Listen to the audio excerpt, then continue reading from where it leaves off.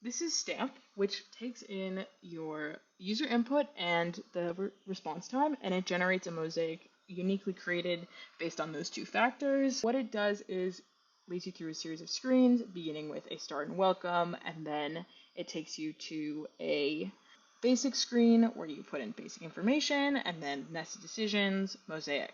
You get the point. I'm just going to take you through. So when we run the code, it's going to open up to the welcome screen.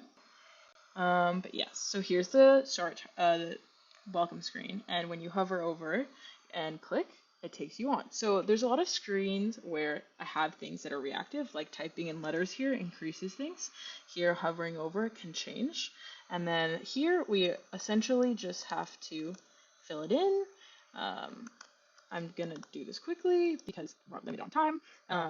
But this data will basically be used later amongst the nested decisions data in order to create the mosaic. Okay, now that that's done, you can click continue, it shows up, and here's the nested decisions. So we're prompted to just start typing, and then with each nested decision, there's a choice, and when you highlight over one of these choices, it changes the thing that you see. Let's say I pick up the phone here, depending on which shape you click, it changes who's calling. Let's say I hang up, and let's say I didn't really want to go through that choice, I can go back. I want to snooze this time, and let's go hang out with my friends. We're going to go driving. And it was soothing. So now that I've filled out all the answers, I hit enter and it creates the mosaic. So here are all the things that we input on the right. And then here is our mosaic on the left. If I hit M, it shows all these labels.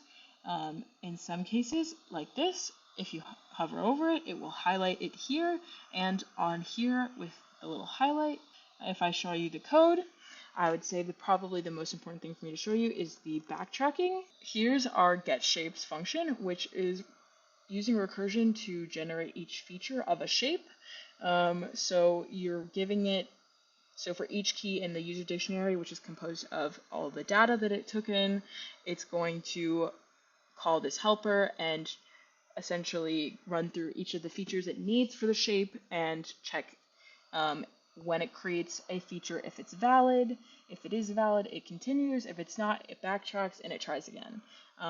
So there's a bunch of other tests I'll show you. I think that this might be interesting, and this is where those traits or the written responses, it's going to create a value out of that. And that's how you get this val that is then used to create essentially every other factor that is like variable about the shapes. When I had my friends test run this, they said that the most exciting parts of this were draw, choice, animate, which is essentially the animations that happen when you hover over things. So they're all specific to the individual choice, but I created separate functions for some of them. So if I scroll down, like the eyes one, there's a draw eyes, same with paint splatter. But yeah, so thank you for listening. This is my 112 term project.